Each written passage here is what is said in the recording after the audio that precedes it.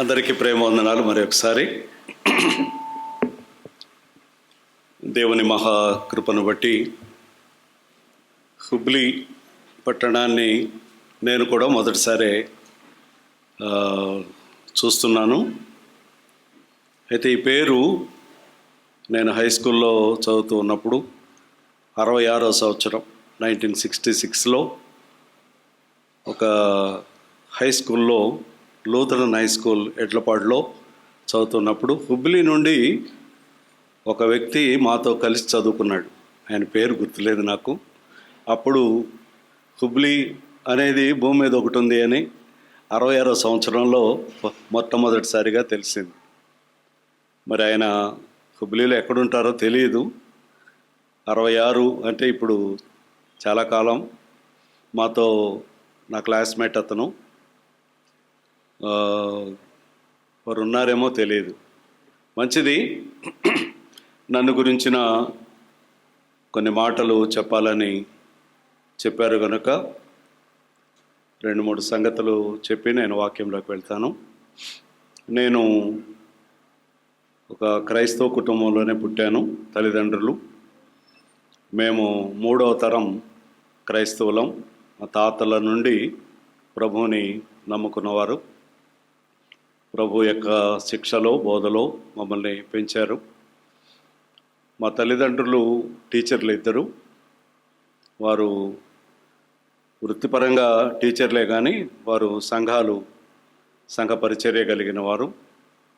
మా నాన్నగారు కూడా చక్కని ప్రసంగికులు, జయరావు గారు ఆయన పేరు. ముఖ్యంగా మేము 6 మంది పిల్లలం. మా తల్లిదండ్రుల యొక్క ప్రార్థన, మా తల్లి బహుగా కన్నీటి ప్రార్థన 6గురిని కూడా చక్కని దైవభక్తిలో మరి రావడానికి కారణమైంది. మా నాన్నగారు దేవుని సేవ చేసేవారే కానీ ఆయనలో 2వ కోణం ఒకటి ఉంది. ఆయన కమ్యూనిస్ట్. ఆయన టీచరు, కమ్యూనిస్టు, ఎక్కువగా కమ్యూనిస్టు భావాలు కలిగిన వాడుగా ఉండేవాడు. ఆయన వాక్యం చెబుతూ అప్పుడప్పుడు యేసుక్రీస్తు సామ్యవాది అని చెప్పేవాడు.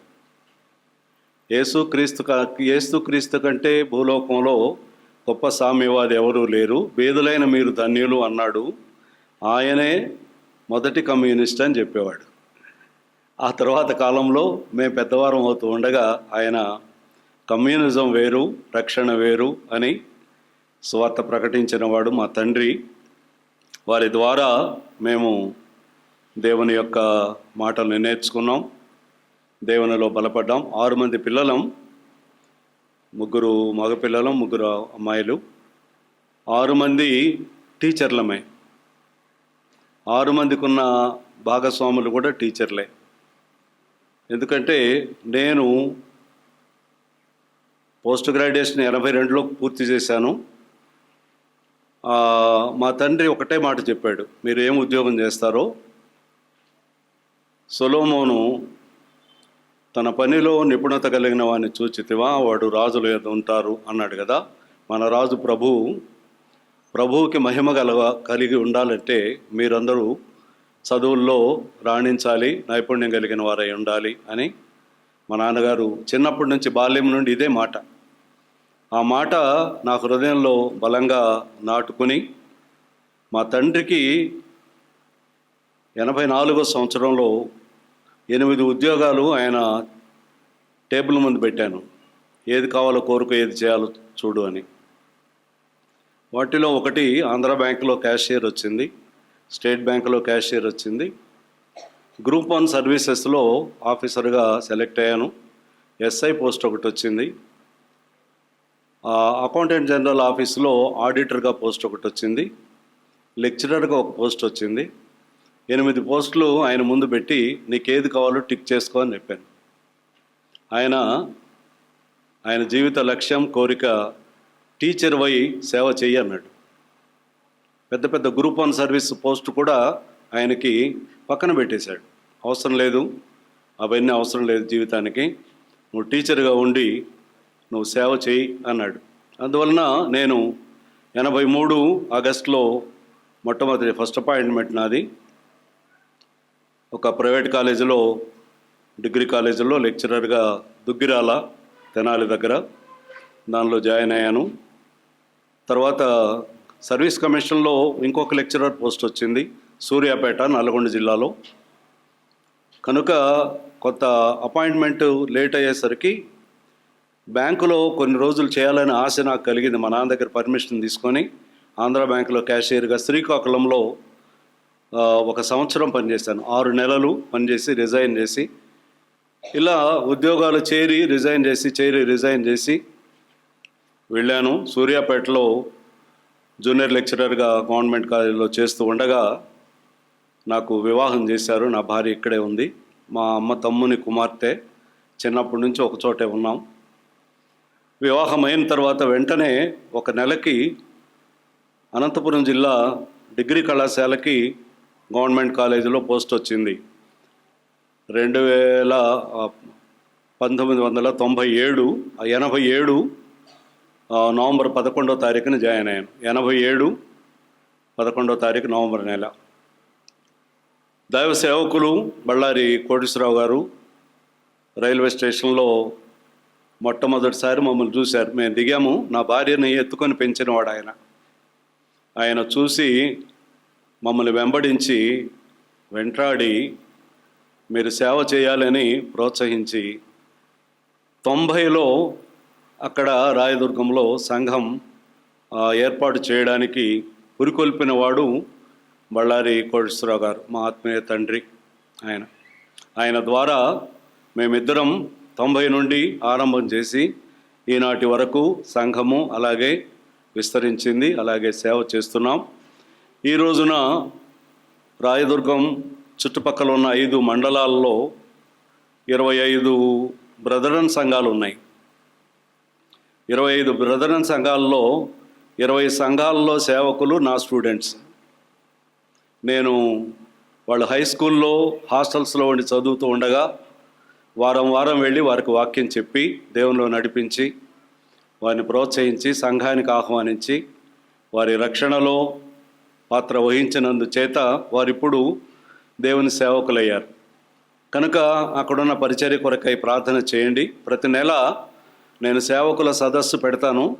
అక్కడ ఆ ప్రాంత సేవకులందరూ కూడా వారికి ముందు నాకున్న తృష్ణ ఏమిటంటే సేవకులు మొదట వాక్యపూర్ణులై ఉండాలి. వాక్యము వారికే తెలియకపోతే సంఘాలు నష్టపోతాయి. ఈ రోజున నాయకుడిని బట్టి సంఘాలు ఉన్నాయి. నాయకుడు సరిగా లేకపోతే సంఘాలు పాడవుతున్నాయి. ఎప్పుడు కూడా సంఘం బలహీనం కాదు, నాయకుల వలన సంఘాలు బలహీనమవుతాయి అని నమ్మినవాడిని నేను. కనుక బలమైన నాయకులుగా తయారు చేయాలని నా స్టూడెంట్స్ని తయారు చేసుకుంటున్నాను. 20 మంది సేవకులు ప్రతి నెల అక్కడ జరుగుతున్నది. పరిచర్య కొరకై ప్రార్థన చేయండి. నేను రిటైర్ అయ్యాను 2018లో. నా భార్య కూడా టీచరు, ఆమె కూడా రిటైర్ అయింది. అందువల్ల ఇద్దరం సీనియర్ సిటిజన్లో. 3 పిల్లలు వారు రక్షించబడ్డారు. ఒక అమ్మాయి అమెరికాలో ఉంటుంది. మన బ్రదరన్ సంఘము ఉంది వాళ్ళకి, తెలుగు సంఘమే మేరీల్యాండ్లో ఉంది. దైవ సేవకులు శ్యాంబాబు గారు ఎవరు వెళ్ళినా మా అమ్మాయి దగ్గర ఉంటారు. 6 నెలలు అక్కడ ఉండి సేవ చేస్తారు. అక్కడే కేంద్రంగా ఉండి వారి పరిచర్య కొరకై పిల్లల కొరకు 2 పిల్లలు ప్రార్థన చేయండి. 2వ అమ్మాయి హైదరాబాద్లో ఉంది. వారు కూడా అక్కడ బ్రదరన్ సంఘంలో రక్షించబడి వారు కూడా పరిచర్యలో ఉన్నారు. వారికి 2 పిల్లలు ప్రార్థన చేయండి. కుమారుడు మొన్నటి వరకు ఇక్కడే హాస్పిటల్లో సాఫ్ట్వేర్ పనిచేసేవాడు. వాడికి వివాహం అయిన తర్వాత హైదరాబాద్లో ఇంకో పోస్టింగ్ వచ్చింది. ఒక కుమారుడు, నా కోడలు కూడా స్టేట్ బ్యాంక్ ఆఫ్ ఇండియాలో పనిచేస్తుంది. వాడు కూడా సంఘాల మధ్య పనిచేస్తున్నాడు నా పిల్లల కొరకై, వారి రక్షణలో స్థిరంగా. ఎందుకంటే పెద్ద కుటుంబం, 6 మందినే కన్న మా అమ్మ. ఈ 6 మందిని కలిసి 15 మంది పిల్లల్ని ఆమెకు బహుమానంగా ఇచ్చాం. ఆ 15 మంది ఆమెకి 16 మంది ముదిమనవాళ్ళని ఇచ్చారు. మా అమ్మ 94 సంవత్సరాలు, ఒక ట్యాబ్లెట్ లేదు, కళ్ళద్దాలు లేవు, చర్చికి నడిచే వెళ్తుంది, అప్స్టైర్ కూడా ఎక్కుతుంది. 94 సంవత్సరాలు చక్కగా ప్రార్థన చేస్తుంది, దేవునిలో బలంగా ఉంది. ఆమె కొరకు కూడా ప్రార్థన చేయండి. ప్రియులారా, నా సమయం మరి 45 నిమిషాలు సహోదరులు ఇచ్చారు. బ్రదర్తో కూడా నాకు చాలా అనుబంధం, 30 సంవత్సరాలు. 30 సంవత్సరాలు నేను మా సంఘానికి 2 పర్యాయాలు ఆయన తీసుకెళ్ళాను. దోనిమలైలో 2 సార్లు కలుసుకున్నాం. దోనిమలై సేవలో కొంతకాలం క్రితం మరి అక్కడ బజారపు తాత ఉన్నప్పుడు నెల దోనిమలై వచ్చి 4 రోజులు ఉండేవాడిని. ప్రతి నెల వచ్చి 4 రోజులు ఉండేవాడిని. మా పరిచర్య కొరకై ప్రార్థన చేయండి. ముఖ్యంగా ఇక్కడ హుబ్లీలో బ్రదరన్ సంఘాలు నేను సేవ చాలా కాలం నుండి వింటున్నాను. దైవ సేవకుల ద్వారా, పాల్గాంధీ గారి ద్వారా, శ్యాంబాబు గారి ద్వారా ఇక్కడున్న సంఘాల పరిచర్య తెలుసు. చాలా అనుభవజ్ఞులు ఉన్నారు. మీ ముందు నేను మాట్లాడలేను. నాకున్న జ్ఞానం పరిమితం. నేను ఏదైనా మాట్లాడలేకపోతే దయతో క్షమించండి.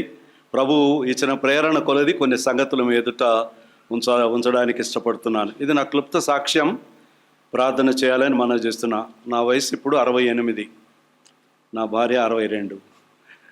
సో మా కొరకై ప్రార్థన చేయాలని మనవి చేస్తున్నా. మంచిది. దేవుని పరిశుద్ధ గ్రంథంలో లూకాసు వార్త 12:45 అయింది. వాస్తవంగా అయితే 1:45 దాకా ఉంచను. నేను కొంచెం ముందుగానే ముగించడానికి ప్రయత్నం చేస్తాను. లూకాసు వార్త 15వ అధ్యాయం. లూకాసు వార్త 15వ అధ్యాయము 11వ వచనము నుండి చదువుతున్నాను. మరియు ఆయన ఇట్లా, నేను ఒక మనుష్యునికి 2 కుమారులుండిరి. వారిలో చిన్నవాడు, తండ్రి, ఆస్తిలో నాకు వచ్చు భాగమేమని తన తండ్రిని అడుగగా అతడు వానికి తన ఆస్తిని పంచిపెట్టాను. కొన్ని దినములైన తరువాత ఆ చిన్న కుమారుడు సమస్తమును కూర్చుకొని దూరదేశమునకు ప్రయాణమైపోయి అచ్చట తన ఆస్తిని దుర్వ్యాపారము వలన పాడు చేశాను. ఆత్మ సహాయం కొరకై చిన్న ప్రార్థన చేసుకుందాం. మహిమగల దేవా, మహోన్నతుడా, మా రక్షకుడా, మీకు స్తోత్రాలు. ఆకాశ మహాకాశములు పట్టజాలనే మహిమగల దేవా, మీ ఎదుట సాగిలపడుతున్నాం. మమ్రే క్రిస్టియన్ అసెంబ్లీలో ఏదైనా పరిచర్యలో అల్పుడనైన నన్ను కూడా నాయన మీ సన్నిధిలో ఉంచారు. మీకు స్తోత్రాలు. మొదటిగా నీ దాసుని నిలుపుకొని పరమగీతము గ్రంథములో నుండి ఆత్మీయ తలంపులు వివరించడానికి మీరు బలపరిచారు. స్తోత్రాలు. ఇంకనూ బలపరచండి, స్థిరపరచండి. వాక్యమైన దేవా, వివరించుటకు నాకు శక్తి లేదు నాయన. ఏది మాట్లాడాలని మీరు ఇష్టపడుతున్నారో ఆ సంగతులే మీరు మాకు బోధించి మీరే సమస్తంలో మహిమ పొందమని, వినుటకును గ్రహించుటకును శక్తి దయచేసి అపవాది తంత్రములను బంధించుమని మా రక్షకుడైన యేసుక్రీస్తు నామంలోనే అడిగి వేడుకొని ప్రార్థన చేయుచున్నాము తండ్రి. ఆమేన్. ప్రభునందు ప్రియులారా, సండే స్కూల్ నుంచి పెద్దల వరకు ఈ వాక్య భాగము ఎరుగని వారెవరూ లేరు. అందరికీ అనేక పర్యాయాలు ఈ తప్పిపోయిన కుమారుని యొక్క వృత్తాంతము చాలా సందర్భాలలో మనం విని ఉంటాం. ఈ ఉదయకాలంలో ఈ చరిత్ర నుండి, ఈ అంశం నుండి కొన్ని ఆత్మీయమైన తలంపులు మనం ఆలోచన చేద్దాం. ఒక మనుష్యునికి 2 కుమారులుండిరి అని ఇక్కడ ఆరంభం చేశాడు. పైన దీనికి అనుబంధమైన 2 సంగతులు పైన తెలిపాడు. ఒక వ్యక్తి చేతిలో 10 నాణెములుండెను అని ఒక అంశము, ఒక వ్యక్తి చేతిలో 100 గొర్రెలుండెను అని ఒక అంశము, 3వ అంశము ఒక వ్యక్తికి 2 కుమారులుండిరి అని చెబుతున్నాడు. ఈ సంగతులు వింటున్న వారు ఎవరు అంటే, మొదటి వచనంలో, ఒకప్పుడు సమస్తమైన సుంకరులను పాపులను ఆయన బోధ వినుటకు ఆయన దగ్గరకు వచ్చుచుండగా పరిసయ్యులు శాస్త్రులు ఆటంకపరిచారు. వింటున్నవారు ఎవరంటే సుంకరులు. వాక్యము వింటున్నవారు సుంకరులు. వారికి ప్రభు అయిన యేసుక్రీస్తు తెలియదు. దైవ సంబంధమైన సంగతులు వారికి తెలియవు. తెలియని వారికి దైవ రాజ్యాన్ని గురించి, దైవరాజ్యంలో ఉండబోయే వారిని గురించి, ఎలాంటి వారు దైవరాజ్యానికి అర్హులవుతారో ఆ సంగతులు వారికి తెలియచేయాలని ఇక్కడ 3-4 విధాలుగా వారికి తెలియచేయడానికి ప్రయత్నం చేశారు. ఒక స్త్రీ చేతిలో ఉన్న 10 నాణెములు అని మాట్లాడాడు. 10 నాణెములలో ఒకటి. అలాగే పైన ఇదే సంగతిని 4వ వచనములో, ఏ మనుష్యునికైనాను 100 గొర్రెలు కలిగి ఉండగా వాటిలో ఒకటి తప్పిపోయిన ఎడలా అని మాట్లాడుతున్నాడు. ఈ 2 సందర్భాలలో కూడా కంక్లూజన్ లేకపోతే దానికి సంబంధించిన ముగింపు, ఆ అంశానికి ముగింపుగా ఏం చెప్తున్నాడంటే, తప్పిపోయిన వాడు దొరికితే, ఇక్కడ చూడండి ఆ మాట, నేను 10వ వచనం చూడండి, ఒక మాట చూడండి. అటువలే మారు మనస్సు పొందు ఒక పాపి విషయమై దేవుని దూతల ఎదుట సంతోషము కలుగును. మారు మనస్సు పొందు ఒక పాపి విషయమై దేవదూతల ఎదుట సంతోషము కలుగును. 7వ వచనంలో ఇక్కడ కూడా అంతే అన్నాడు. అటువలే మారు మనసు అక్కరలేని 99 మంది నీతిమంతుల విషయమై కలుగు సంతోషము కంటే మారు మనసు పొందు ఒక్క పాపి. ప్రియులారా, ఇక్కడ ఈ సంగతులలో కొంత తేడా ఉంది. 7వ వచనంలో 10వ వచనంలో చెప్పిన సంగతుల్లో 7వ వచనంలో ఏమన్నాడంటే, ఆ 9 కంటే లేదా ఆ 99 కంటే ఒకని విషయమై. 2వ దానిలో ఏం చెప్తున్నాడు అంటే, ఆ ఒక్కరి విషయమై మారు మనసు పొందు ఒక పాపి విషయమై.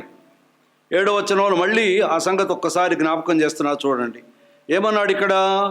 మారు మనసు అక్కరలేని 99 మంది అన్నాడు. 10వ వచనంలో మారు మనసు అవసరమైన ఒకడు అన్నాడు. ఇక్కడ వారికి వివిధ రకాలుగా మారు మనస్సు ద్వారా ఆ ప్రభువుని చేరుకొనుట అనే సంగతులు తెలియజేస్తూ ఉన్నాడు. వివిధ రకాలుగా ఆయన వారికి బోధిస్తూ ఉన్నాడు. మారు మనస్సు అక్కరలేని 99, మారు మనస్సు అవసరమైన ఒకటి.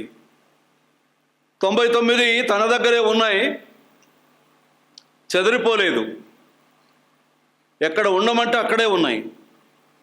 ఒకటి మాత్రమే వెలుపలికి వెళ్ళడం జరిగింది, వెలుపలికి వెళ్ళిన దాన్ని ఆయన దాని మనసు మార్చుకొని వెనక్కి రమ్మని పిలుస్తున్నాడు అని కదా. ఎందుకు వెలుపలికి వెళ్ళింది? ఉన్న స్థలము కంటే వెలుపల స్థలం దానికి ఆనందంగా ఉంది. నిలిచి ఉన్న స్థలము కంటే వెలుపల ఉన్న స్థలం దానికి సంతోషం కలిగించింది, అందంగా ఉంది, రమ్యంగా ఉంది. అది వెలుపలికి వెళ్ళడానికే ప్రాధాన్యత ఇచ్చింది, తన జీవితాన్ని వినియోగించింది. కనుక ఇక్కడ ఈ వెతికిన వాడు ముఖ్యంగా ఎందుకు వెతుకుతున్నాడంటే, నిలిచి ఉన్న స్థలము యొక్క గొప్పతనం, నిలిచి ఉన్న స్థలము యొక్క ప్రాధాన్యత, నిలిచి ఉన్న స్థలములో దొరికే రక్షణ, నిలిచి ఉన్న స్థలంలో ఉన్న సమృద్ధి బయట లేదు అని దానికి తెలియదు, అర్థం కాలేదు కనుక అర్థమయ్యి మనసు మార్చుకొని తిరిగి రావాలని యజమాని యొక్క ఉద్దేశం. మారు మనసు అక్కరలేని వారు అంటే వారిక చెడిపోయిన వారు అని కాదు, ఆల్రెడీ వారు మారు మనసు పొంది నిలిచిన వారు, స్థిరంగా ఉన్నవారు. ఎవరికి దేవుడు కావాలి? రోగికి వైద్యుడు కావాలి, కానీ రోగము లేని వారికి వైద్యుడు అవసరమే. తప్పిపోయిన వారి కొరకే, నశించిన దానిని వెతికి రక్షించుటకు మనిషి కుమారుడి లోకమునకు వచ్చాను, అంతే. అందువలన మారు మనసు అక్కరలేని 99 మంది కంటే మారు మనసు అవసరమైన అవసరమైన వారు. ప్రియులారా, ఈ ఉదయకాలంలో ఆలోచన చేద్దాం. ఇలాంటి కూడికలలో మనం అనేకమైన వర్తమానాలు వింటున్నాం. దేవుని నమ్మిన వారమై దేవుని సన్నిధికి వచ్చాం. నమ్మిన మనం, వాక్యం వింటున్న మనం, హృదయంలో వాక్యము నిక్షిప్తం చేసుకున్న మనం, మారు మనసు అవసరమైన లోకంలో ఎవరికి తెలియజేస్తున్నాం? ఎవరిని తీసుకొస్తున్నాం ఆయన యొద్దకి? ఎవరిని తీసుకొని రాగలుగుతున్నాం? ఉదయ కాలంలో దేవుడు మాట్లాడుతున్నాడు. మారు మనసు పొంది 99 గొర్రెలో ఉన్న ఓ మానవుడా, ఓ మానవుడా, చెదిరిపోయిన గొర్రెలు ఉన్నాయి, నా దొడ్డివి కాని గొర్రెలు కొన్ని నాకున్నాయి. మారు మనసు పొందని గొర్రెలు ఉన్నాయి. అన్య జనులలో లెక్కించబడిన ఆయన గొర్రెలను గురించి ఆయన సంతోషపడేవాడు కాదు, కానీ ఇశ్రాయేలు ఆయన గొర్రెలు కదా, మనమే ఆయన గొర్రెలు. దావీదు 23వ కీర్తనలో మాట్లాడుతున్నాడు కదా, యెహోవా నా కాపరి అని రాసుకుంటున్నాడు. మనమే ఆయన గొర్రెలం, మనమే ఆయన గొర్రెలం, ఆయన మేపు గొర్రెలం. మేత దొరికే స్థలం ఆయనకు తెలుసు, దాహము తీర్చుకోగలిగిన స్థలం ఆయనకు తెలుసు. తెలిసిన వాడు మన పక్కన ఉన్నాడు, కానీ మనం ఇప్పుడేం ఎక్కడున్నారు మానవులు? తెలియని స్థలానికి వెళ్ళిపోయారు. 10 నాణెములలో ఒక నాణెము వెతికింది కదా. ఎందుకు? ఆ నాణ్యాలకి దానికి ఆత్మ లేదు, ప్రాణము లేదు. ఆత్మ లేదు, ప్రాణము లేదు. కానీ ఆ నాణ్యం ఎవరికి అవసరం? యజమానికి అవసరం. ఆ నాణ్యము యొక్క విలువ ఎవరికి అవసరం? యజమానికి అవసరం. అది విలువ గలదే, కానీ అది కనపడకుండా పోయినప్పుడు దాని విలువను కోల్పోయింది కనుక యజమానికి అవసరమైన దాన్ని ఆయన సొత్తుగా తిరిగి తీసుకోవడానికి వెళ్తున్నాడు. 2వ సందర్భంలో ఆ మాటలు మాట్లాడాడు. ప్రియులారా, అవసరమైన సంగతులు మనం చదువుకున్న ఆ భాగానికి వెళదాం. ఒక మనుషునికి 2 కుమారులు ఉండిరి. ఒక మనుషునికి వింటున్న వారందరూ వాళ్ళ పేర్లు లేవు, వాళ్ళందరూ కలిపి ఒకే టైటిల్ ఏంటంటే పాపులు అని రాయబడి ఉంది.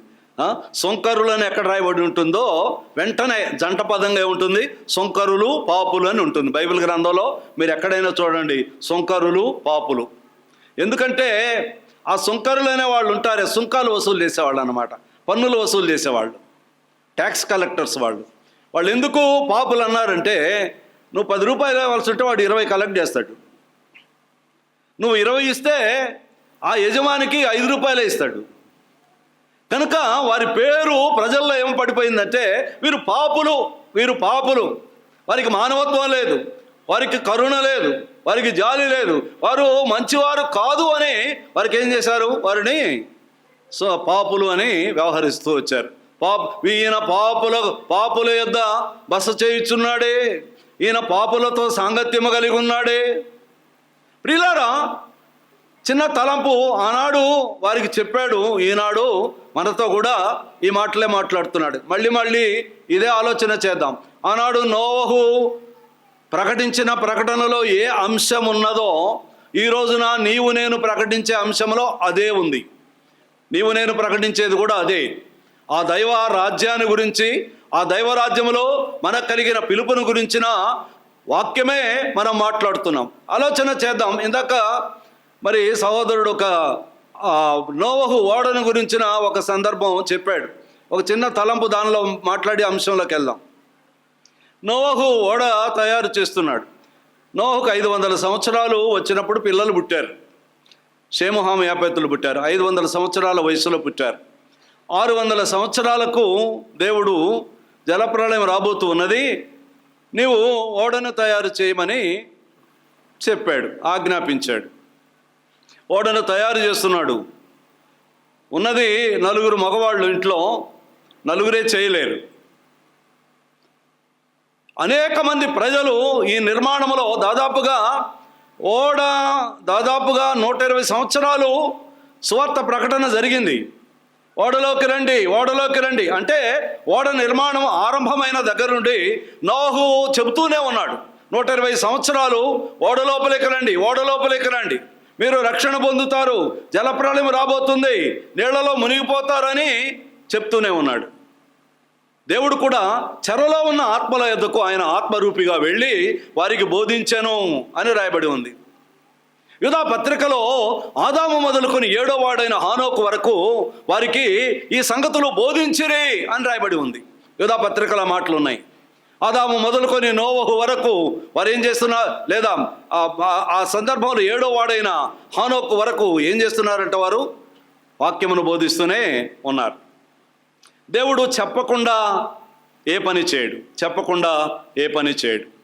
ఈరోజున ఆలోచన చేద్దాం. జలప్రళయం వచ్చింది, ఎవరు వినలేదు, గేలి చేశారు, ఎగతాళి చేశారు. ఆ 8 మంది లోపలికి వెళ్ళారు కదా. వెళ్ళినప్పుడు దాదాపుగా నేను చేసిన స్టడీలో నీళ్ల మీద ఆ పడవ వారు బయటకు రావడానికి 13 నెలల కాలం పట్టింది. 13 నెలల కాలం. వర్షం వచ్చింది 40 రోజులే, కానీ వర్షము ఆ పర్వతములు దాటి ఆ నీళ్లు నిలిచిపోయినాయి. అరారత్ పర్వతం కదా, ఆ పర్వతం మీద ఓడ నిలిచిపోయింది. అంటే దాని మీద ఓడ నడవడానికి అవసరమైన ఎత్తులో నీళ్లు వెళ్ళినాయి. ఆ నీళ్లు మొత్తం క్రిందికి రావడానికి 13 నెలల కాలం పట్టింది. 13 నెలల కాలం పట్టింది. మళ్ళీ ఆ ఓడలో సింహాలు ఉన్నాయా, పులులు ఉన్నాయా, మేకలు ఉన్నాయా, ఇంకా ఏనుగులు ఉన్నాయా, సమస్తమైన జంతువులన్నీ 7 ఉన్నాయి, కొన్ని 3 ఉన్నాయి. అపవిత్రమైనవి పవిత్రమైనవి దేవుడు వేరుపరిచి జంటలుగా దానిలో ఉంచాడు. సింహాలు మనుషులను తినలేదు. దేవుని గ్రంథములో 9వ అధ్యాయం వరకు, ఆదికాండం 9వ అధ్యాయం వరకు, లేదా వారు ఆ ఓడ నుండి బయటికి వచ్చేంత వరకు వారు శాకాహారులు, మాంసాహారులు కాదు. మానవ జాతి ఆదాము హవ్వలు వాళ్ళు ఎవరు కూడా మాంసాహారులు కాదు. 9వ అధ్యాయంలో వారు వెలుపలికి వచ్చినప్పుడు దేవుడు వారితో 9వ అధ్యాయం ఏమన్నాడు తెలుసునా? మీకు మాంసాహారముతో లేదా మీరు భుజించే శాకాహారముతో పాటు మాంసాహారము కూడా నేను మీకు ఇచ్చుతున్నాను అని 9వ అధ్యాయంలో చెప్పాడు. అక్కడి నుండే మాంసాహారం ఆరంభం చేశాడు. జంతువులన్నీ మానవుల బెదురు కలిగినందుచేత అడవులకు పారిపోయినాయి. దొరకవు మనకు అవి కదా, అందువలన దొరికే వాటిని పెంచుకుంటున్నాం. మంచిది. ఇక్కడ ఒక తలంపు ఏమిటంటే, ఆ ఓడలో నుండి నీళ్లు తగ్గిందో లేదో మొదట ఏం చేశాడు నోవహు? ఒక కాకిని, ఇందా సహోదరుడు చెప్పారు, ఒక కాకిని విడిచిపెట్టాడు. కాకి ఎక్కడికి వెళ్ళింది? బయటికి వెళ్ళింది, మళ్ళీ రాలేదు. ఆ తర్వాత అతడు ఒక నల్ల పావురమును ఆ కిటికీలో నుండి వెలుపలికి విడిచిపెట్టాను. అది కాలు మోపుటకు స్థలము లేనందున అది మరలా తిరిగి వెనక్కి వచ్చాను. 7 దినములు తాళి అతను ఏం చేశాడంటే, మరలా ఆ నల్ల పావురమును మరలా 2వ మారు విడిచిపెట్టాను. అది వెళ్ళి ఒక ఒలీవ కొమ్మను తుంచుకొని లోపలికి వచ్చాను. మరలా 1 వారం రోజులు తాళి 3వ మారు ఆ నల్ల పావురమును వెలుపలికి విడిచాను. అది వెళ్ళి మరలా రాలే. ప్రియులారా, దీనిలో ఒక చిన్న ఆత్మీయమైన తలంపు చెప్పి మనం సబ్జెక్టులోకి వెళ్దాం. కాకి లోకములోనే ఉంది, సాతానుకు గుర్తు. ఏదైనా మనములో నీవు ఉంటివి కదా, ఆనాడు నీవు ఉన్నావు కదా, ఆ గోమేధికము పుష్పరాగము ఇవన్నీ అలంకరణ చేసుకొని ఆనాడు ఏదేను వేయక ముందే సంగతులు మాట్లాడుతున్నాడు. ఉంటివి కదా. ప్రియులారా, కాకి లోకములో ఉన్నది. ఆదాము హవ్వలు కాలం నుండి లోకములో ఉన్నది. ఇప్పుడు దేవుడు ఏం చేశాడంటే, ఒక పావురమును వెలుపలికి విడిచాడు 3 సార్లు. ఆడ మీరు చదువుకోండి. ఆ నల్ల కాకిని, ఆ పావురమును, పావురము ఒక్కటే, ఒకే పావురమును 3 సార్లు వెలుపలికి విడిచిపెట్టాడు. ఇక్కడ ఒక సంగతి ఆలోచన చేద్దాం. మొదటిసారి వెళ్ళింది వెనక్కి తిరిగి వచ్చింది. ఎవరు విడిచిపెట్టారు? నోవహు దేవునికి సాదృశ్యమై ఉంటే ఆ దేవుడు ఆ పావురమును లోకములోకి పంపిన తరువాత ఆ పావురం వెనక్కి వచ్చినప్పుడు లోకమునకు తీర్పు జరిగాను. 2వసారి దేవుడు ఆత్మను పంపిన తరువాత అది వెనక్కి తిరిగి వస్తే దేవుడు దానికి తీర్పు తీర్చాను. 3వసారి వెలుపలికి విడిచాడు. ఈ దినాల్లో ఆ పావురము భూమి మీదే ఉంది. ఈ రోజున ఆ 3వ పావురం, 3వసారి విడిచిపెట్టిన పావురం మన మధ్య సంఘములో ఉండి మనలను దేవుని వైపు ఆకర్షిస్తోంది. మొదటిసారి వెనక్కి తిరిగి వెళ్ళగా ఏదేనులో తీర్పు జరిగింది. ఏమి తీర్పు జరిగింది? మీరు ఆదాముని గురించి ఏం రాబడింది? దేవుడు నాసికారంధ్రములలో జీవవాయువు ఊదగా నరుడు జీవాత్మాయను, ఆత్మను పోగొట్టుకున్నాడు. సాతాను మాటలు విన్నాడా? భార్య మాటలు విన్నాడా? దోషి అయిపోయాడా? దేవుని మాట వినకపోయినందుచేత ఆ తోటలో నుండి వెలుపలికి అతన్ని ఒక తీర్పు జరిగింది. అంటే మొదటిసారి ఆత్మను కోల్పోయినప్పుడు ఏం జరిగింది? ఏదేను వనములో తీర్పు జరిగింది. 2వ పర్యాయము లోకములో నోవహు దినములలో జలప్రళయం వచ్చి మానవులందరూ కొట్టుకొని పోయారు కదా. కొట్టుకొని పోయినప్పుడు ఆ నల్ల పావురమును వెలుపలికి విడవగా ఏం జరిగింది? ఇప్పుడు ఆ నల్ల పావురము ఒలీవ కొమ్మను తీసుకొని వచ్చింది. ఓ మానవుడా, ఒలీవ కొమ్మ ప్రభు అయిన యేసుక్రీస్తుని తుంచబడిన కొమ్మ, విరువబడిన కొమ్మ, ఆ మొలిచిన కొమ్మ, ఆ కొమ్మ ప్రభు అయిన యేసుక్రీస్తు యొక్క శిలువ మరణాన్ని సూచిస్తూ రెండవసారి ఆ నల్లపావురం వెనక్కి వచ్చినట్టుగా గమనిస్తూ ఉన్నాం. ఏం జరిగిందప్పుడు? లోకమంతా నీళ్లలో మునిగిపోయాను. మూడవ పర్యాయము దేవుడు ఏం చేశాడు? నేను వెళుతున్నాను, ఆదరణకర్తను నేను మీకు పంపిస్తా. అతడు మీతో ఉండి మిమ్మల్ని ఏం చేస్తారు? సర్వసత్యములోనికి, తీర్పును గురించి ఆయన మీతో చెప్తాడు. నన్ను గురించి 8వ అధ్యాయంలో రోమాపత్రిక చదువుకోండి. పరిశుద్ధాత్ముడు చేసే కార్యాలన్నీ కూడా దానిలో ఉన్నాయి. ఇప్పుడు మూడవసారి పరిశుద్ధాత్ముడు వెళతాడు, ఆయన వెళ్ళిపోతాడు. మధ్యాకాశంలో బూరల శబ్దం వినబడినప్పుడు, ఆ ప్రభువు దిగి వస్తూ ఉన్నప్పుడు సిద్ధపడిన వారిని ఆయనతో వెంట పెట్టుకొని వెళ్ళును. లోకమునకు తీర్పు జరుగును. తీర్పులో ఉంటావా, రక్షణలో ఉంటావా? ఆలోచన చేయి. మంచిది. ఒక చిన్న తలంపు. ఒక మనుషునికి 2 కుమారులు ఉండిరి. ఆ 2 కుమారుల్లో ఒకరిని గురించి గుణం చెప్పాడు కదా. అతడు, తండ్రి నీ ఆస్తిలో నాకు వచ్చు భాగము నాకు ఇమ్మని అడిగాను. అతడు ఎంతమందికి ఇచ్చాడు? ఇచ్చేశాడా? ఎవరెవరికి ఇచ్చాడు? చిన్నవాడికి ఇచ్చాడు. చదువుదాం బైబిల్లో. మీ బైబిల్లో ఏముందో చూసుకోండి. చిన్న బైబిల్లో ఒకసారి 15వ అధ్యాయానికి రండి. ఏమన్నాడు ఇక్కడ? మరియు ఆయన ఇట్లనే, ఒక మనిషికి 2 కుమారులు ఉండిరి. వారిలో చిన్నవాడు, తండ్రి ఆస్తిలో నాకు వచ్చు భాగం ఇవ్వమని తన తండ్రిని అడుగగా, అక్కడి నుంచి అందరు చూడాలి జాగ్రత్తగా, అతడు వారికి తన ఆస్తిని పంచిపెట్టాను. వారికి అంటే ఒకళ్ళకా ఇద్దరికా? ఇప్పుడు చెప్పాలి, మీరే చెప్పాలి. ఏం చేశాడు? ఇద్దరికి ఇచ్చాడు. ఆస్తి ఆయన యజమానుడు ద్రోహి కాదు, యజమానుడు పక్షపాతి కాదు, యజమాని ప్రేమ లేనివాడు కాదు. ఆయన ఏం చేశాడు? అడిగింది ఒక్కడే, కానీ ఆయన వారికి దానిని పంచిపెట్టాను. ఇద్దరు తండ్రి ఆస్తిని వచ్చుకున్న వాళ్ళే. ఒకడు ఎక్కువ కాదు, ఒకడు తక్కువ కాదు, సమానంగా వారికి ఆస్తిని పంచిపెట్టి ఉంటాడు కదా. ఇప్పుడు జరిగిన విషయం ఏంటంటే, ఒకడు తన ఆస్తిని సమకూర్చుకొని వెళ్ళాను, ఒకడు ఆస్తిని తనతోనే ఉంచుకొనేను. నా తలంపు చాలా క్లియర్గా మీ హృదయాల్లోకి రావాలని ఆశ. ఒకడు ఆస్తిని అమ్ముకొని వెళ్ళాను, ఒకడు ఆస్తిని తనతోనే ఉంచుకొనేను. ఇట్లా అనుకుందాం. ఒకడు ఆస్తి గలవాడు, ఒకడు ఇప్పుడు ఆస్తి లేనివాడు. అర్థమైందా?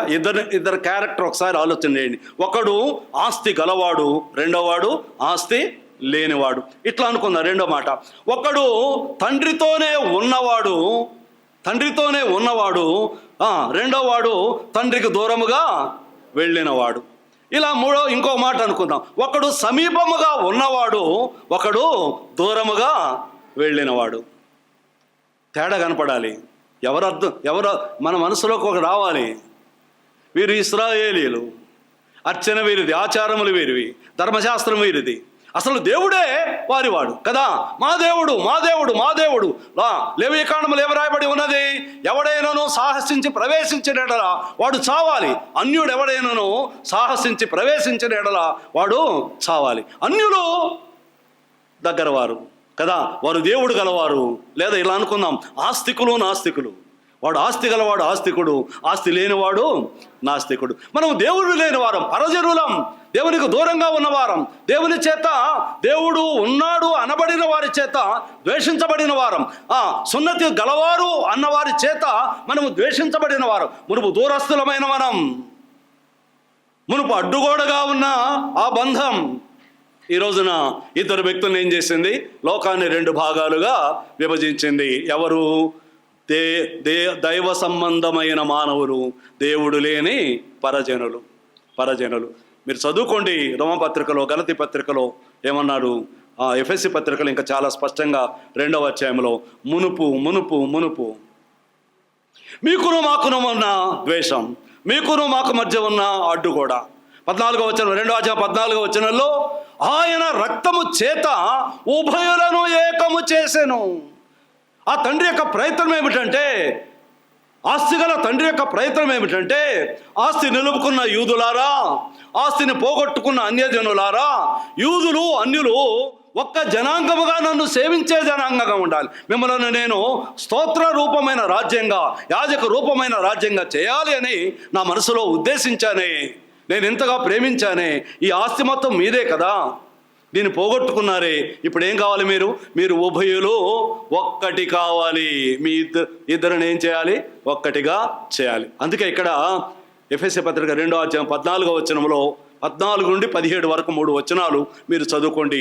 ఆయన రక్తము ఆ ఇరువురిని ఐక్యపరచను, ఏక శరీరము అన్నాడు. ఏక శరీరము అన్నాడు. 2 శరీరాల్లో దేవునికి ఉన్నది ఒకే శరీరం. అలా గలతీ పత్రిక 6వ అధ్యాయంలో ఈ పద్ధతి చొప్పున నడుచు వారందరికీ, అనగా దేవుని ఇశ్రాయేలు అన్నాడు. మనం ఎవరు? ఇప్పుడు ఇశ్రాయేలీయులు ఉన్నారులే కానీ దేవుడు మనల గురించి ఒక మాట చూడండి. గలతీయులకు రాసిన పత్రిక 6వ అధ్యాయంలో ఒక మాట చూడండి. గలతీయులకు రాసిన పత్రిక 6వ అధ్యాయం, గలతీయులకు రాసిన పత్రిక 6వ అధ్యాయం చూడండి, 16వ వచనం, చివరి వచనాలు. ఈ పద్ధతి చొప్పున నడుచుకుని వారికి చాలా పద్ధతుల పైన చెప్పాడు. చాలా పద్ధతులు చెప్పి ఇక్కడ ఏమన్నాడంటే, కొత్త సృష్టి అని 15వ వచనంలో చెప్పాడు. సున్నతి యందు ఏమీ లేదు, సున్నతి పొందకపోవటం యందు ఏమీ లేదు. పొందినవారు, సున్నతి గలవారు కొందరు, సున్నతి లేనివారు కొందరు, వీరిద్దరూ కొత్త సృష్టి అయ్యారు. కనుక ఇక్కడ 16వ వచనంలో ఈ పద్ధతి చొప్పున నడుచుకున్న వారందరికి, అనగా దేవుని ఇశ్రాయేలునకు సమాధానం. ఇప్పుడు మనం ఇశ్రాయేలుతో సహపౌరులమయ్యాం. అబ్రహామును బట్టి, ఆ విశ్వాసమును బట్టి అబ్రహాము యొక్క సంతానమయ్యాం, శారా యొక్క సంతానమయ్యాం, దేవుని యొక్క స్తుతి యాగములో అర్పణ చేసే యాజకులమయ్యాం. కారణం ఏంటి? 14వ వచనంలో యేసు రక్తము ఉభయములను ఏక శరీరముగా, ఏదైనా మనములో భౌతికమైన శరీరాలను ఏకము చేసిన దేవుడు ఎఫెసీ పత్రికలో 2 భావాలు కలిగిన మానవ లోకాన్ని, భిన్నమైన అభిరుచులతో విడిపోయిన 2 జనాంగాలను ఆయన రక్తము ద్వారా ఏక శరీరముగా చేశాడు. ఎఫెసీ పత్రిక 5వ అధ్యాయంలో పరలోకములో సంఘముతో ప్రభువైన యేసుక్రీస్తు వివాహము ద్వారా వారిని ఏక శరీరముగా చేయబోతున్నాడు. మంచిది. చిన్న కుమారుడు వెళ్ళిపోయాడు. ఇప్పుడు దాకా చెప్పుకున్నది అదే. ఆస్తి గలవాడు, ఆస్తి లేనివాడు, సమీపంగా ఉన్నవాడు, దూరముగా ఉన్నవాడు, తండ్రి ఇంట ఉన్నవాడు, ఇల్లు విడిచి వెలుపలికి వెళ్ళినవాడు, ధర్మశాస్త్రము గలవాడు, ధర్మశాస్త్రము లేనివారు. దేవునికి అన్యుల ఎడల ప్రేమ లేదా? ఇశ్రాయేలు మీద ఉన్నంత ప్రేమ అన్యుల మీద లేదా? ఒక మాట నేను చూపిస్తాను, చూడండి ప్రియులారా, గమనించండి. 80 లేదా అపోస్తల కార్యముల గ్రంథం 14వ అధ్యాయం, అపోస్తలుల కార్యముల గ్రంథం 14వ అధ్యాయం 27వ వచనం చూడండి. అపోస్తలుల కార్యముల గ్రంథం 14వ అధ్యాయము 27వ వచనం నేను చదువుతున్నాను. యెరూషలేము కాపురముండు వారును వారి అధికారును ఆయనను ప్రతి విశ్రాంతి దినమున, అపోస్తలుల 14వ అధ్యాయం 27 కదా, రైట్. ఇక్కడ ఏమన్నారు? వారు వచ్చి సంఘమును సమకూర్చి దేవుడు తమకు తోడయుండి చేసిన కార్యములన్నీ అన్యజనులు విశ్వసించుటకు ఆయన ద్వారము తెరచిన సంగతియు వివరించిరి. ఇక్కడ మాట జాగ్రత్తగా పట్టుకుందాం. అన్యజనులు ఆయన యందు విశ్వాసం ఉంచున్నట్లుగా ఎవరు ద్వారం తెచ్చారు? మనం ఎవరం కాదు, ఆయనే ద్వారం తెరిచాడు. ఏం ద్వారం తెరిచాడు? ఆయన కుమారుడైన యేసుక్రీస్తు భూలోకానికి వెళ్ళడానికి ద్వారము తెరిచాడు. ఆయన శిలువలో మరణించడానికి ద్వారము తెరిచాడు. ఆయన రక్తమును ఆశ్రయించడానికి మన హృదయ ద్వారము దగ్గర నిలిచి తట్టి పిలుస్తూ ఉన్నాడు. చిన్న కుమారుడు వినడా? చిన్న కుమారుడిని ఆ తండ్రి ప్రేమిస్తున్నాడనే సంగతి తేరుగడా? ఎప్పుడు అర్థమైంది? నేను ఇక్కడ చాలా ఆశ్చర్యపోయా. ఒక 2 నిమిషాలు నేను ముగిస్తాను. చిన్న కుమారుడు వెళ్తుంటే తండ్రి వెళ్ళొద్దయ్యా అని అనలేదు. ఎక్కడైనా మీరు బైబిల్లో చదవండి, చిన్న కుమారుడు ఆస్తినంతా పంచుకున్నాడు, వెళ్ళిపోయాడు. తండ్రి ఎందుకురా అనలేదు. పోనీలే తెలుసుకున్నప్పుడు వస్తాడు, తెలిసినప్పుడు వస్తాడు. మనం కూడా ఏం చేసాం, తెలిసినప్పుడే వెనక్కి వచ్చాం. రమ్మంటే మా మందిరానికి రండి, దేవుణ్ణి నమ్ముకోండి, దేవుణ్ణి నమ్ముకోండి అంటే ఎవరు నమ్మలా. ఎప్పుడు నమ్ముకున్నారు? వ్యక్తిగతంగా తెలిసినప్పుడే కదా, అనుభవపూర్వకంగా. ఏం చేస్తాడు తండ్రి, ఏం చేస్తాడు తండ్రి? చిన్న కుమారుడు వెళ్తూ ఉంటే బ్రతిమలాడలేదు, వెంటాడలేదు, వెళ్ళవద్దని ఆటంకపరచలేదు. కానీ పెద్ద కుమారుడు వెళ్తుంటే ఇంటి బయటకు వచ్చి బ్రతిమలాడాడు. పెద్ద కుమారుడు సంఘములోనే ఉన్నాడు. ఈ రోజున పెద్ద కుమారుడు సంఘములో ఉన్న విశ్వాసులు, చిన్న కుమారుడు సంఘానికి వెలుపల ఉన్న అన్యజనులు. ఈ రోజున సంఘానికి కలిగే కన్నీళ్ళు ఏమిటంటే బయట వాడి గురించి కన్నీళ్లు కాదు. సంఘములో ఉన్నవాడు ఎవడైనా ఏ కారణం చేతనైనా వెలుపలికి అడుగు పెడితే తండ్రి హృదయంలో వేదన, కన్నీళ్ళు కన్నీళ్ళు. అయ్యో నా కుమారుడా, ఇదంతా నీదే కదా, నాదంతా నీదే కదా, నువ్వు వెళ్ళడం అన్యాయం కదా. ప్రియులారా, ఆలోచన చేద్దాం. పెద్ద కుమారుని కొరకై సంఘములో ఉండి దేవుని అంగీకరించి దేవుని యొక్క మర్మములన్నీ ఎరిగి ఆయన ప్రేమను రుచి చూచిన వాడు వెలుపలికి వెళితే సంఘానికి ఎంత బాధ. ఈ రోజున సంఘ విశ్వాసులను కాపాడుకుందాం, సంఘ విశ్వాసులను కాపాడుకుందాం. లోకములో ఉన్నవాడు స్వార్థ ద్వారా వస్తాడు, కానీ ఈరోజు సంఘములో స్వార్థ ఎవరికి కావాలంటే సంఘ విశ్వాసులకు కావాలి, సంఘ విశ్వాసులకు కావాలి. సంఘ విశ్వాసులు కూడా లోకములో ఉన్నట్టుగా లోకములో లేనట్టుగా కదా, అక్కడుంటే అలా, ఇక్కడుంటే ఇలా, రెండు రకాల వైఖరులతో సంఘములో విశ్వాసులు, సంఘాలు సతమతమవుతున్నాయి, సంఘాలు సతమతమవుతున్నాయి, బలహీనమైపోయినాయి. పెద్ద కుమారుడు బయటికి వెళ్తాడు, అలుగుతాడు, ఖచ్చితంగా అలుగుతాడు, ఖచ్చితంగా అలుగుతాడు. ఎందుకంటే వాడు పోటీ, వాడి మనసు ఎప్పుడు కూడా పోటీ. వాళ్ళు నేను, వాళ్ళు నేను, నేను సంఘం, నేను సంఘం. ప్రియులారా, కొన్ని తలంపుల ఆలోచన చేద్దాం. ఇక్కడ మాట్లాడుతున్న సంగతి, ఇద్దరు వ్యక్తులు, ఒక కుమారుడు ఉన్నారు. ఒకడు దూరస్తుడు, ఒకడు దగ్గరవాడు. ఒకడు అన్యుడు, ఒకడు యూదుడు. ఒకడు ధర్మశాస్త్రము గలవాడు, ఒకడు ధర్మశాస్త్రము లేనివారు. కానీ తండ్రి అన్యాయస్తుడు కాదు, ఇద్దరికి తన ఆస్తి పంచిపెట్టాను. ఏం చేశారు ఆస్తి? చూద్దాం. మరి యొక్క తలంపు ఆలోచన చేద్దాం. చిన్న పల్లవి పాడి నేను ముగిస్తాను. ఈ మాటలు నేను ధ్యానం చేస్తున్నప్పుడు 2009లో నేను మాచర్ల డిగ్రీ కాలేజీలో ప్రిన్సిపల్గా, గవర్నమెంట్ డిగ్రీ కాలేజీలో ప్రిన్సిపల్గా వెళ్ళాను. 2009లో అక్కడికి వెళ్ళాను. అప్పుడు బస్సులో వెళ్తుంటే ఈ కుమారుల గురించిన తలంపు దేవుడు మనసులో ఎందుకో నాకు పెట్టినప్పుడు నేను పాటలు అట్లా వచ్చినప్పుడు టికెట్ కొడతాడుగా బస్సులో, దాని మీద వెనక రాసుకుంటారనమాట. ఎవడేమన్నా అనుకొని బస్సులో సీట్లో పాడుతూనే ఉంటా. అందరూ నా వైపు చూస్తుంటారు, చూసుకొనిలే అనుకుంటా.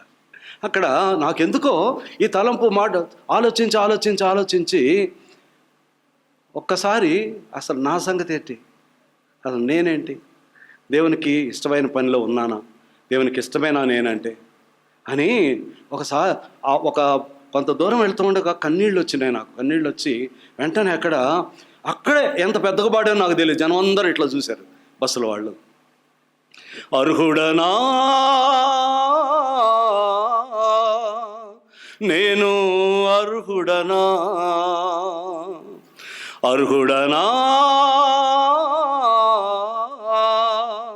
నేను, అర్హుడనా, నా ఆశ్రయమా, నా అతిశయమా, నీ ప్రేమలో నన్ను దాచినావు. అర్హుడనా నేను, అర్హుడనా. దూరముగా, ఎంతో దూరముగా లోకాన్ని స్నేహించి తండ్రికే శత్రువునయ్యాను. పందుల పొలమే నెలవాయనే, ఈ స్థితిలో నిన్ను తలచుటకైనా అర్హుడనా నేను, అర్హుడనా? స్నేహితులే, నా స్నేహితులే వంచన చేశారు, వేదనతో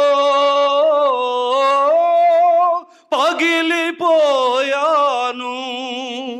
నా తండ్రే నా నెనరాయనే, మలినుడ నన్ను చుంబించాడు, మలినుడ నన్ను చుంబించాడు, అర్హుడనా నేను, అర్హుడనా? అర్హులమేనా? అర్హులమేనా? ఒక్కసారి విశ్వాసులమే రొట్టె విరుస్తాం, ఆరాధన చేస్తాం. ఎక్కడ తప్పిపోయామో వెనక్కి రావాలి కదా. అర్హులమేనా? ప్రభు దగ్గర సాగిల పడదాం. ఆయన అర్హులుగా చేసే దేవుడు మనకున్నాడు.